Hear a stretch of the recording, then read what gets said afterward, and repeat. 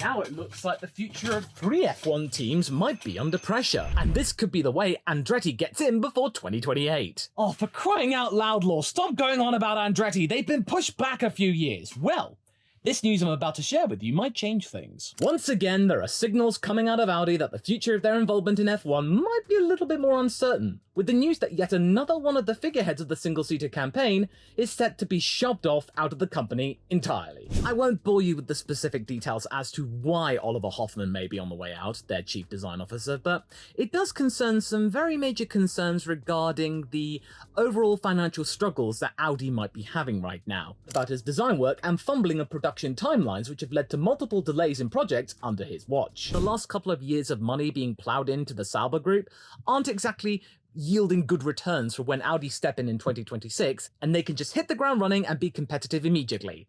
That might not be the case, especially when James Key, their technical director, is saying that they're not going to be properly competitive until 2027. Well, that's not great. Now, 2 of the representatives that were there at Spa in 2022, when we saw the show car of F1 painted in Audi colours, are no longer there. Markus Deusmann as the CEO is gone, and now Hoffman may be gone as well, so both reps of Audi on that day are gone. That's not a good sign, and there's no clear vocal champion, because it took the current CEO of Audi, Herr Dollner, until December to actually vocally say out loud that, yeah, the plan's in place for Formula 1 and Audi, yeah, the things are still going ahead.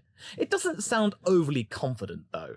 Now there's even talks about there being troubles with getting people to relocate to Switzerland full-time, Sauber's home base, despite their close relationship with Audi, who use their wind tunnel on a regular basis. And then there's even more worries that the current Audi approach of softly, just increasing their stake in Sauber gently, isn't providing the results that they would have liked. Their investment isn't leading to a massive ascent up the F1 standings. So far, they're remaining relatively static. So you can probably understand why I'm a little bit frustrated toward Audi, because they seem to go through this cycle every few months. News breaks out of a major blow in the Audi F1 campaign, and then not too long after that, the CEO then has to go, oh no, we're committed, we're absolutely fine, no, we're gonna stay. Probably because Liberty Media is a little bit concerned that the car manufacturer that they've been championing, and they made this big song and dance in Spa that Audi were joining Formula 1, might suddenly not join Formula 1, would be a major embarrassment, especially in the midst of Andretti being enthusiastic in joining Formula 1. They then get rebuffed, General Motors then commit themselves to be a power unit supplier for 2028, and that gets no press coverage from F1 whatsoever. Remember, when Audi said that they were going to commit to F1 for 2026, there were multiple articles on F1.com about it, whereas General Motors committing to F1 in 2028 as a power unit supplier? Absolutely nothing. We had to rely on external news sites for that news because Formula 1, they weren't going to talk about it. And this is weird considering the size of General Motors. It's bigger than Ford, and Ford got some press coverage with Red Bull. Yeah.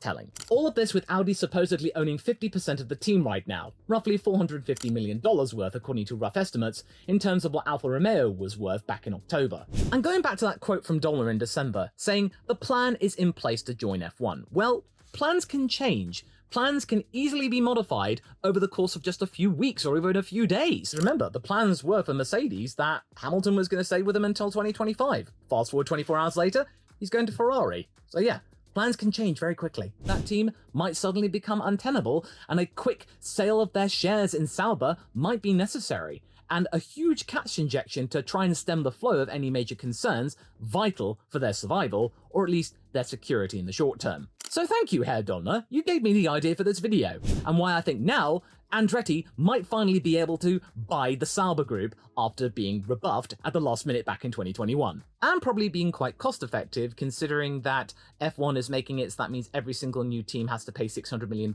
just to get keys to the club. Look, I get it. Andretti was snubbed by Formula 1 management, the commercial branch of F1, and they've been told that unless you got General Motors with you from the off as a power unit supplier, you could forget joining any time before 2028. And I think that Stefano Domenicali's ideal scenario would have been that General Motors would have seen what was going down, that Andretti would have probably been a mooch on Formula 1, that they would have cut ties with Andretti, and instead gone it alone as a power unit supplier and courting the existing teams, because clearly Formula 1 wants General Motors because they are a big company, and there's a lot of buzz concerning Cadillac in the likes of sports cars, so having that in Formula 1 would be quite juicy. But Andretti, in the eyes of F1, not so much. But that hasn't worked out for Stefano Domenicali because General Motors has come out and said that they are still confident in the Andretti Formula One campaign. General Motors has been completely woven into the Formula One bid for Andretti, because nearly half of the workforce currently working for Michael Andretti and their F1 bid at the satellite branch in Silverstone is made up of General Motors employees. General Motors are looking to sit down with the commercial arm of F1 to discuss what's going on, acting as some sort of mediator between Domenicali and Andretti to come to some sort of agreement about ensuring that Andretti are the real deal and that they should be allowed in sooner, with the promise of GM joining up with them in 2028. But realistically, I don't really see it happening anytime sooner because, quite simply, the current model within Formula One management is that the only way you're going to get in is through dead man's boots, which is essentially taking up a slot that currently exists, because having 10 teams, that's enough. That's what's been working, so why change it? Look, I'm not saying it's a good model, but it's the only model we got. And with Audi's biggest jitter yet about joining Formula One in 2026, this might be the most likely scenario for Andretti to get in without having to fork out over $500 million just for the privilege of even just getting the keys. But wait, are Audi really struggling right now? Well, it's kind of vague, because according to Reuters, Volkswagen has Audi to thank for their increase in sales last year, with a 12% rise in deliveries. But then we scroll further down the article and notice a small dip in performance in China. I see where there might be some worry here. Audi currently owns 50% of the Sauber team. Then if General Motors and Andretti come in with a bid to buy out the shares of Audi, roughly about 450, maybe $500 million, they would immediately have a Formula One team in an effective turnkey deal. Audi then walk away with nearly $500 million in money to prop up anything that could easily stem any potential loss in Chinese market share. Yes, I know this may sound quite dry to you, but talking about business isn't usually exciting. Unless you're Unikitty from the Lego movie. Michael Andretti would finally have the keys to Sauber, after having tried to buy Alfa Romeo back in 2021 and nearly succeeding, had it not been for a last-second jitter, ironic, of concerns regarding operations that Michael Andretti found out to not be ideal. The existing Sauber contingent might have had things to say that would have made working conditions not exactly viable, and it wouldn't have been Andretti's team, really. That the management in Switzerland wouldn't have made it easy for him. 3 years later, the situation might have changed. Alfa Romeo have moved on to pastures new, and currently, Sauber are in a little bit of a limbo state, having gotten into bed with a gambling and streaming company for extra revenue until Audi have decided to fully commit to the team, despite owning half of it right now and will own 75% of it come 2025. They really do not have any sort of identity or connection to that team whatsoever. There isn't even a logo on the car. And if you weren't clued up into Formula One politics and how Formula One worked and its future, you would assume that Audi has nothing to do with Formula One. They've been very, very quiet the last couple of years, and that's probably been deliberate, because why would they want to be associated with a team that's very lucky to have not come last year? And sure, I can understand that forking out nearly $500 million for a team is a big chunk of change, but again, if this new Concord agreement goes through, and the price for admission just to even get in goes up to $600 million, having been $200 million, this anti-dilution fee, taking their slot on the grid, might be relatively cheap and cost-effective. And on top of that, you've got an existing team which is really highly rated amongst the inner circle of Formula One. Because Sauber, they are mostly known for being really good, solid engineers. Sure, they've not exactly supped success in the last few years, but that's because they've been having to do things on a budget. They've really not had major investment since the days of BMW, when they did have their biggest stint of success, getting their singular win thanks to Robert Kubica. And if they had this major investment from Audi, you might have assumed that, hey, things might have turned out like with BMW eventually. But again, BMW were quite confident when they switched from Williams to Sauber, and there was no sight of concerns whatsoever. That is until, of course, 2009, after the financial crisis, and then BMW bailed. And Audi's sort of about to bail on Sauber before they've even started in Formula One. What's going on here? But you get the feeling that Michael Andretti is determined to make this work. And what's most important, and fills me with confidence here, is that Andretti gets how Formula One operates. having that satellite base in Silverstone, hiring people from existing Formula One teams, getting to know the lay of the land, and realizing what you need to do to be successful. You can't just carve your own path and expect it to work. That's why Toyota failed, because they just didn't get themselves immersed within the culture and politics of Formula One, determined to use the Toyota way throughout, and just throw money at things and not really getting how you can be successful in Formula One. And then, of course, you got the likes of Haas, who have that Canapolis base and are not keen to invest thanks to Gene Haas being a bit of a skinflint. You just get those feelings that those kind of operations don't work. Whereas Michael Andretti has looked to the bigger teams and realized, hey, a lot of people work in Silverstone or around the Silverstone area in the Midlands. Maybe we should base ourselves there so that means people don't have to commute much further.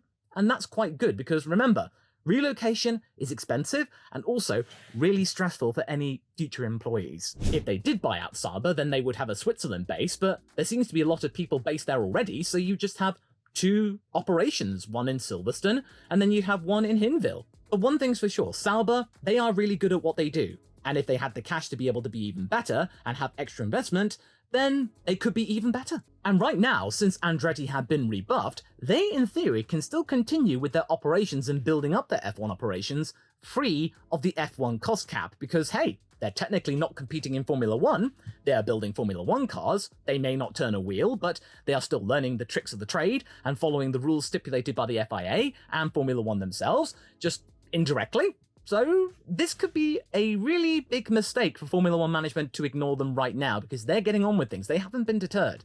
And if they then suddenly come in and buy out Sauber and then just mix things together, this could be a really strong operation here, simply down to the mechanical level. And they will have the backing of General Motors, who are determined to perform, because remember who is going to be competing with Red Bull from 2026? Ford.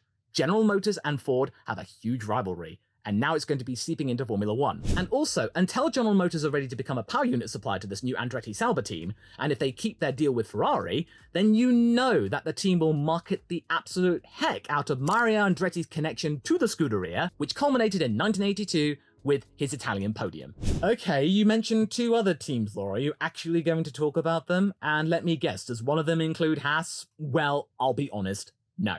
Haas is not included here, because it's been quite obvious that Michael Andretti has tried many times to buy out Gene Haas's team, and he's been constantly rebuffed. I'm sure that Andretti has given up at this point, because it's quite obvious that Gene Haas is quite happy to just poodle at the back with a Haas billboard, and Io Komatsu, the new team principal, acting more like just a caretaker, just a supervisor of this team, not really getting any kind of investment to try and kick on, no external investment from other investors, no. Just no. I think Andretti's given up on that. But there are 2 other teams that could still be featuring the likes of Andretti's logo on the car. And one of them, of course, is Alpine. Yes, Alpine has poured cold water on the Andretti power unit deal since their bid was unsuccessful to join F1 at all, and would only be reinstated if they had a solid entry into Formula One. But in terms of the team itself, that could be a whole other ballgame. It's quite clear in recent years that Alpine is stuck in a rut, that there's no real sign of ambition or any hopes to try and kick on into Formula One. I look at every single team and I can see, apart from the likes of Haas, a slight flicker of hope that a changing concept might see them progress and get further up the grid. Even the likes of Sauber.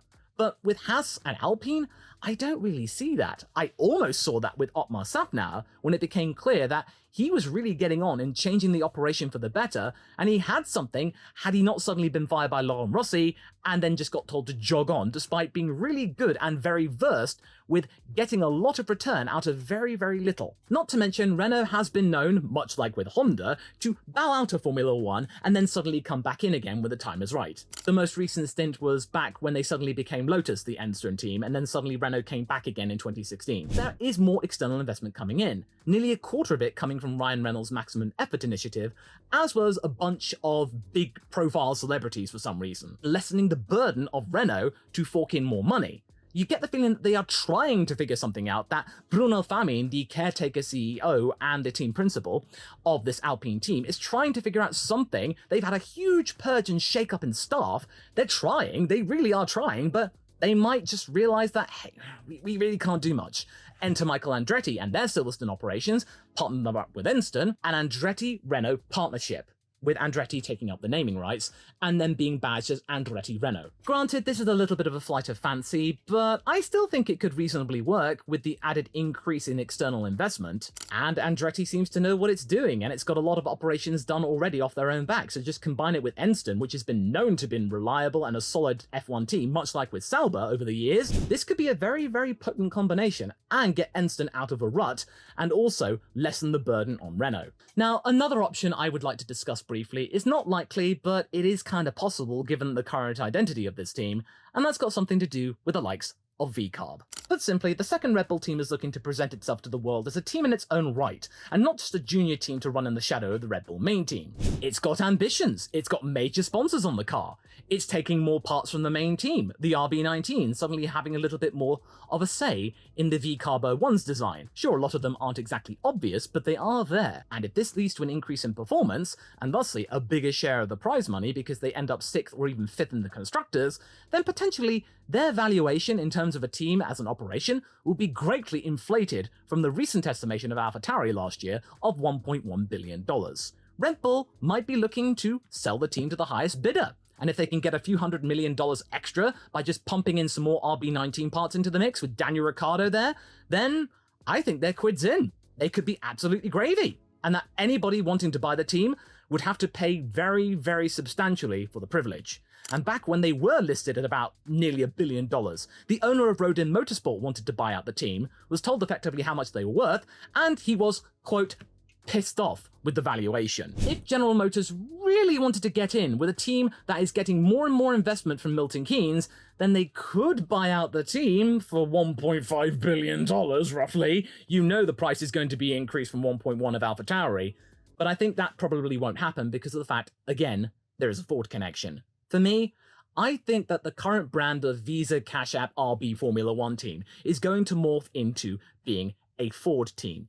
It's going to become, eventually, Visa Cash App Ford Performance Formula 1 team. You'll have Red Bull, you will have Ford, because they are working together as Red Bull Ford powertrains. Granted, Ford is mainly working on the battery electric side of operations, with the Red Bull powertrains thing being birthed out of the ashes of Honda, and then they suddenly came back on their own, so that's going to be incredibly awkward because then there'll be technically 2 Honda-based engines, but whatever. Ultimately, though, I feel like Andretti would want to be a team in their own right with their own slot on the grid, instead of having to play Formula 1 management's game of dead man's boots. But right now, if they want to get in anytime soon, they are going to have to do that. And these 3 teams are the most likely candidates for their boots to be replaced by Andretti. And I feel like after the recent jitters of Audi, and the second big high-profile proponent of the Formula 1 bid now potentially going, then you get the feeling that Audi might not be around for 2026 and might be looking to divulge themselves of their shares, and General Motors could come in with Andretti and just say,